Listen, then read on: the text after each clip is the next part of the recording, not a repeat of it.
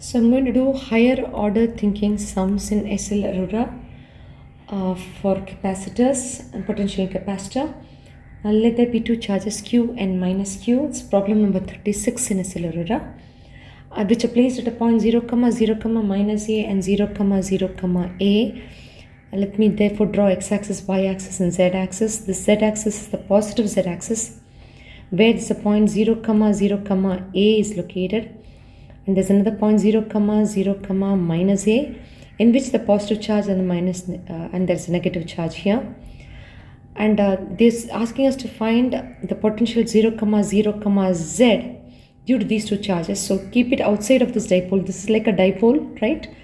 Plus Q and a minus Q. So this distance is Z and this distance is A. Therefore, this distance is Z minus A and the whole distance is Z plus A, and hence we can find the potential at this point due to this negative charge will be 1 by 4 pi epsilon naught into minus Q by Z minus A, plus due to this positive charge here is 1 by 4 pi epsilon naught into plus Q by Z plus A.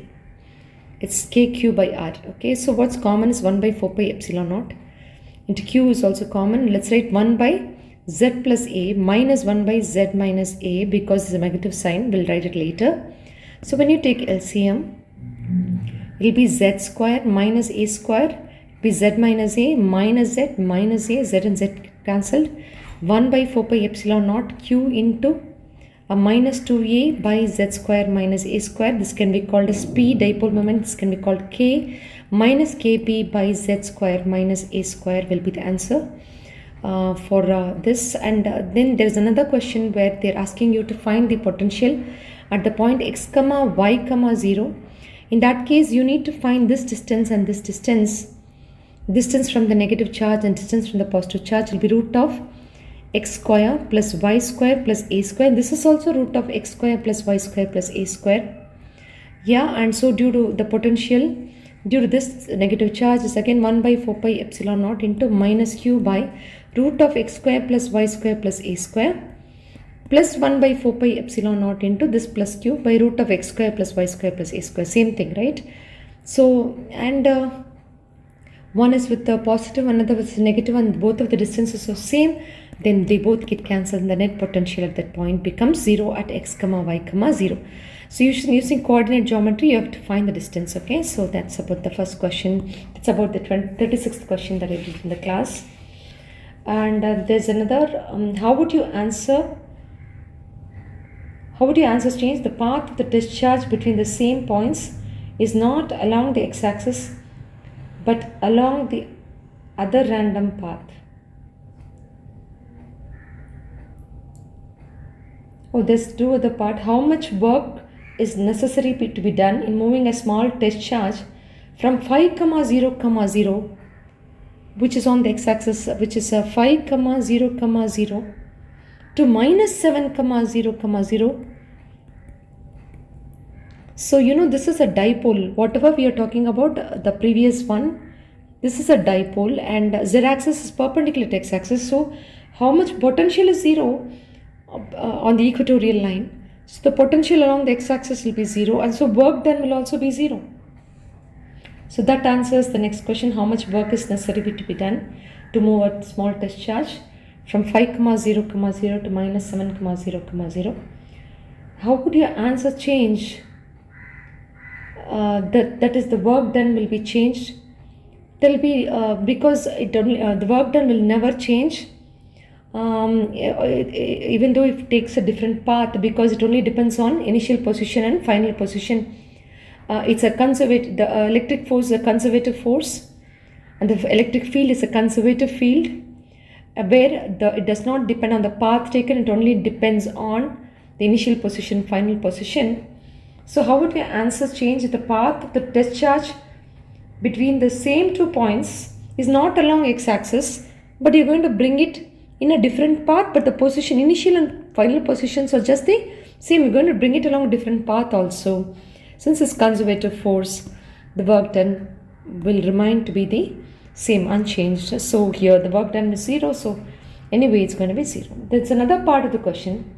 If the above point charge are now placed in the same positions in a uniform electric field, what would be the potential energy of the system of the charge system and the unstable equilibrium? Justify your answer. Unstable equilibrium, for unstable equilibrium, the potential energy has got to be maximum, which is plus PE. PE cos theta when theta is equal to 180 minus PE cos theta when theta is minus 180 cos 180 is minus 1, so plus PE. This is stands for generally for unstable. The above point charges are now placed in the same positions in the uniform electric field. What will be the potential energy? Uniform electric field acting along which direction? Okay, let me check the diagram. Have they given any electric field's direction? Uniform electric field is along what direction? See, the dipole will be, they have just said the dipole will be unstable equilibrium because the dipole moment whose direction is from negative to positive is going to be anti-parallel to the electric field. Okay, so which means you're placing it in a uniform electric field which is in this direction.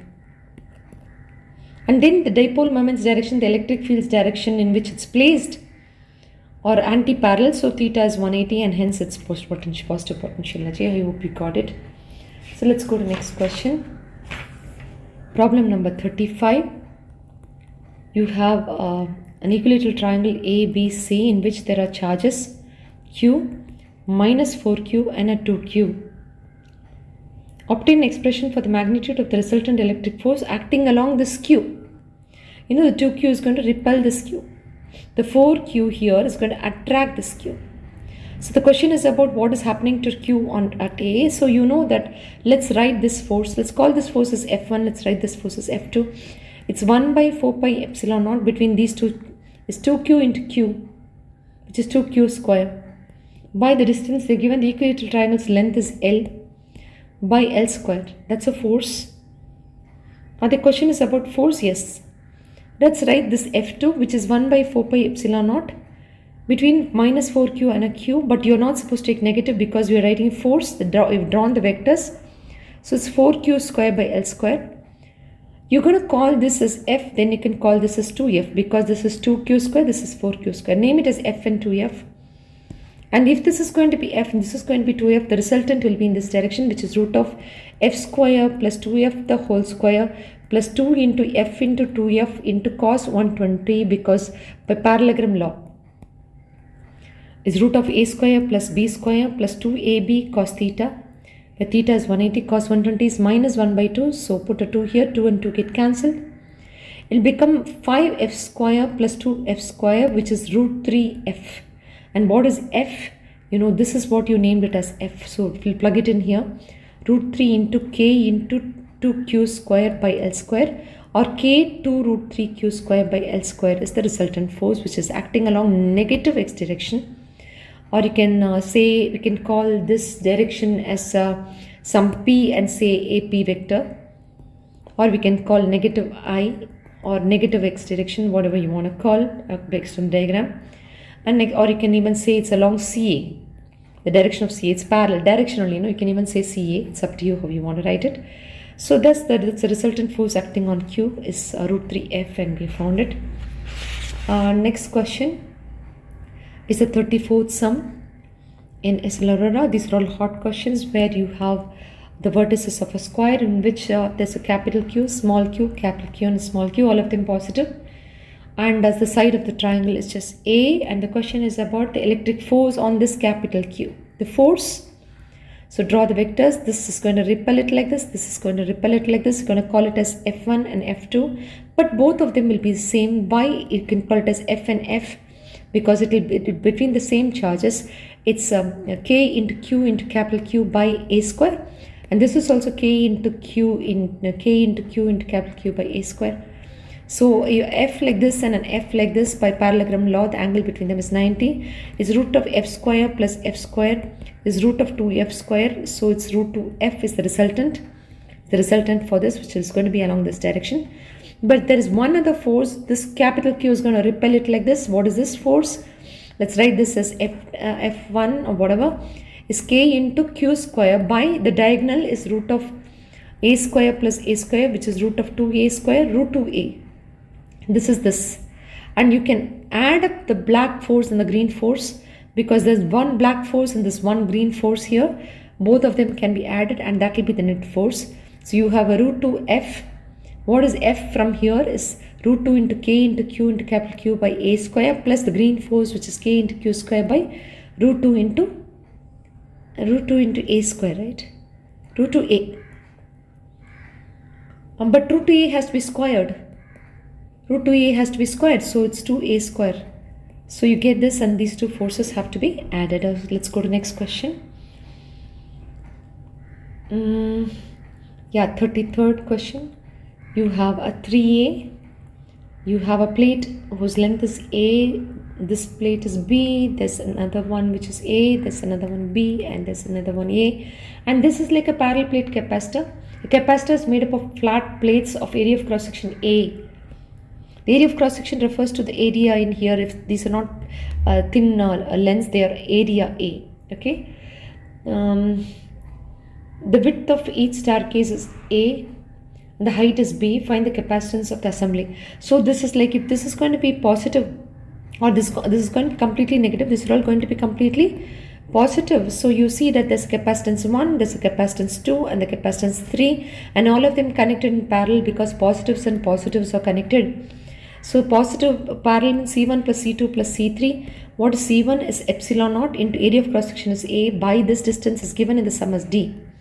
Plus for the second capacitor is epsilon naught into A by the distance is D plus B.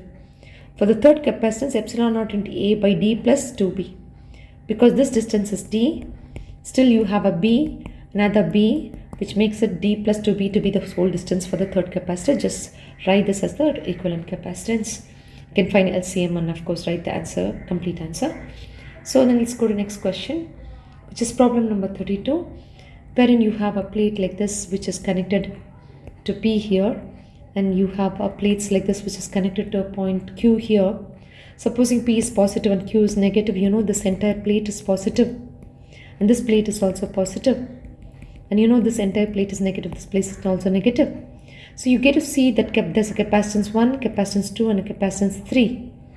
And you see that this negative and negative are connected, and this is positive and positive in these capacitors. So they're all in parallel. So if they're all in parallel, because positive and negative. For this second capacitance negative, the first capacitance negative are connected. So again they are parallel only. So I'll write C is equal to C1 plus C2 plus C3 only. And one capacitor, if this distance is suppose D and the plate's area is A, each plate's area is A, it's epsilon naught into A by D has to be added thrice, and 3 into epsilon into A by D is the answer. Let's go to next sum, which is the 31st sum, in which the plates are given like this and it's connected to a point P here. The plates are given like this, it's connected to a point Q here. You know this distance is D, and the moment this is P, supposing it's positive, you know this whole plate is positive, this whole plate is positive, and this whole plate is negative, this whole plate is negative, shows that there is no capacitor here. There's only capacitance C1 and C2. And then this again, you see the negative and negative are connected. So you can say they both are connected in parallel. So C is equal to C1 plus C2. So it's still epsilon naught into A by D plus epsilon naught into A by D, which is 2 into epsilon naught into A by D is the answer for equivalent capacitance. So let's go to the next question. In the next question, you see a parallel plate capacitor, that's sum number 30. A sum number 30 in which you have a parallel plate capacitor like this and like this. Okay, and in this this is terminal A and this is where the terminal B is, which shows that this is an area A, then this gets divided into A by 2 and A by 2. The plate's area is A, and then this distance is D, but they are dividing it into a D by 3 and a 2D by 3 like this, and this is filled with dielectric constant K1, this with the dielectric constant K2, this with the dielectric constant K3. Basically you have This is one capacitor with K2. This has got another capacitor K3, and this is with the dielectric constant K1. So first locate the right side one. You see that this is completely positive and this is completely negative. The moment dielectric is inserted, this is going to behave like a separate capacitor in which this end will be negative. And since this end is negative, this immediate end will become positive because another dielectric inserted, you have to consider that there's negative and positive here. The two capacitors are there. So what is the capacitance of this capacitor? C2 is K2 into epsilon naught into A.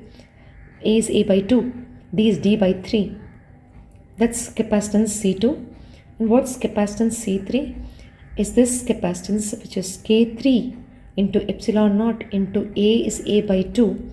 And D is 2D by 3, which is 4D by 3. So that's capacitance C3, and these two themselves are in series because positive and negative are connected. You see here, that shows that they both are in series. Series means it's 1 by C2 plus 1 by C3.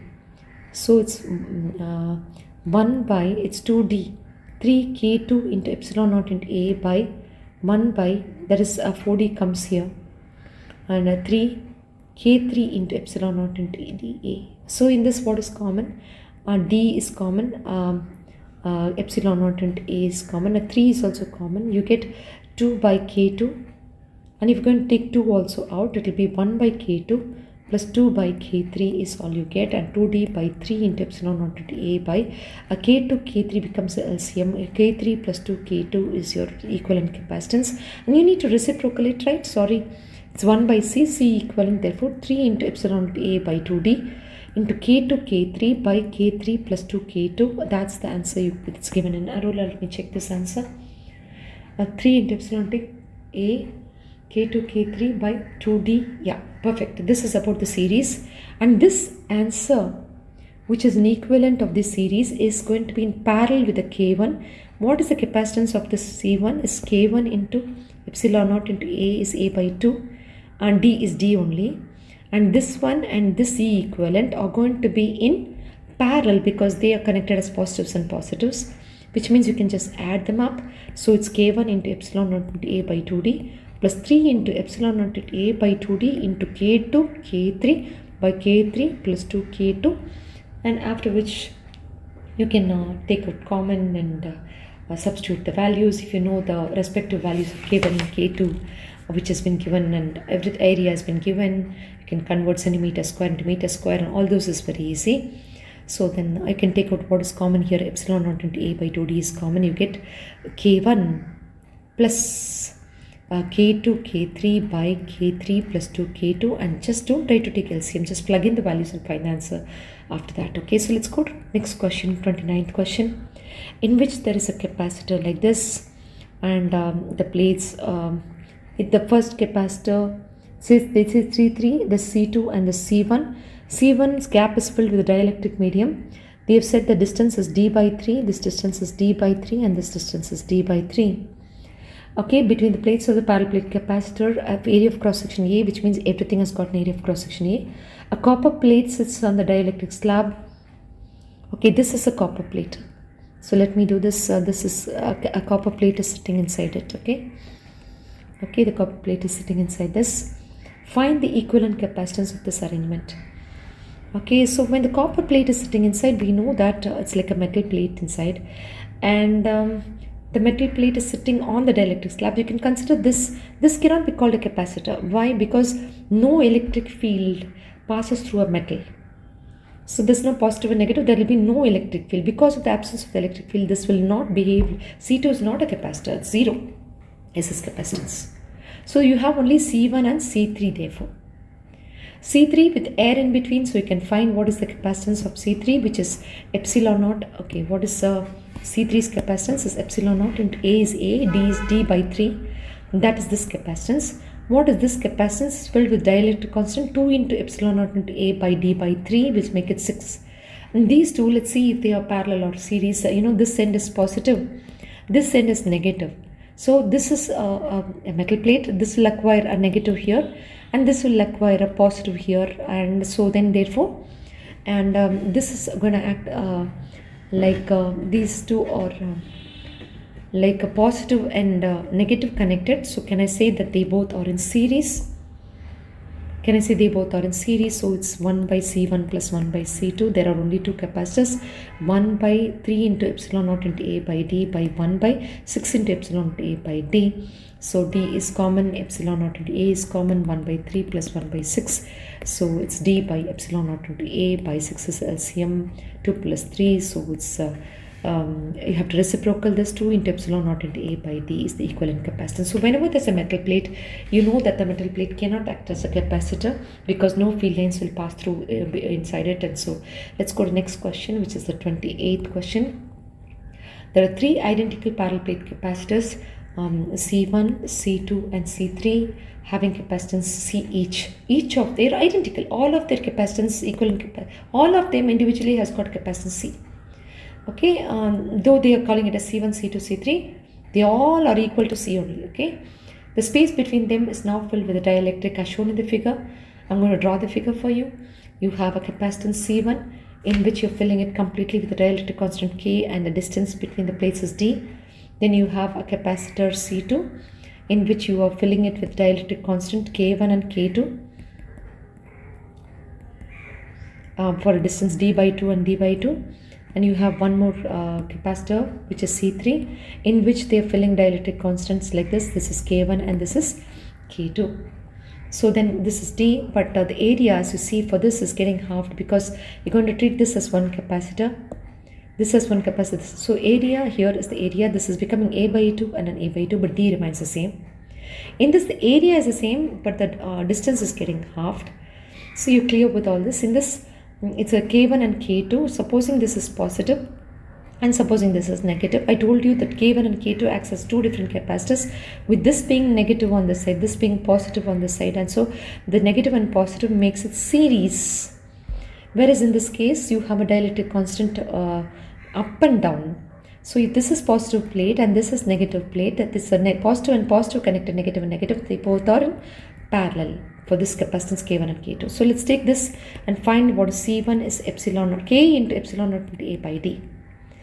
So let's take this one. They are connected in series. So it's what is this? It's K1 into epsilon naught into A by D by 2. And this is K2 into epsilon naught into A by D by 2 again. But they both are in series, which is 1 by. So it's 1 D by 2 K1 epsilon naught into A plus D by 2 K2 into epsilon naught into A. So in this what is common is 2 D 2 epsilon naught into A. So it's 1 by K1 plus 1 by K2 is D by 2 into epsilon naught into A, and LCM is K1 into K2, which is K2 plus K1, and you need to reciprocal this 2 into epsilon naught into A, K1 K2 by K1 plus K2, because we have written it as parallel, right? So series, right? Series, which is 1 by C. Since it's 1 by C2 that I got, I have to reciprocal it.